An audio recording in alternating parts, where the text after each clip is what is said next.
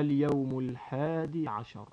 صل الظهر أخي الكريم وتوجه إلى الجمرات لترمي في هذه المرة ب21 حصاة. تبدأ بالصغرى واطمئن، فإن الركب هكذا يسير.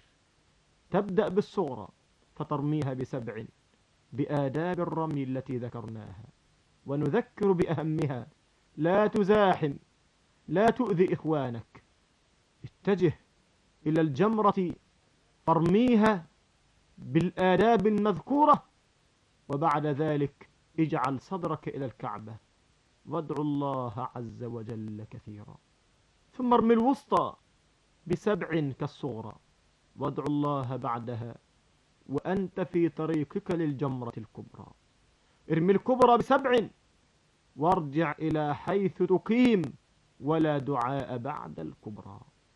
لا يطلب منك في هذا اليوم إلا الرمي، فاشتغل بذكر الله وتلاوة القرآن ومدارسة سنة النبي عليه الصلاة والسلام. بالجملة اذكروا الله في أيام معدودات. اعلم أخي الكريم أن وقت الرمي ممدود إلى الغروب، فإن اشتد الزحام وخشيت الهلكة فلك أن ترمي بعد ذلك ولو في الليل. والمرأة إن خشيت الزحام تنيب عنها من يرمي لها. اليوم 12 أخي الحاج، هذا آخر أيام الحج. افعل ما فعلت في اليوم 11 من رمي فحسب، لا شيء غير ذلك.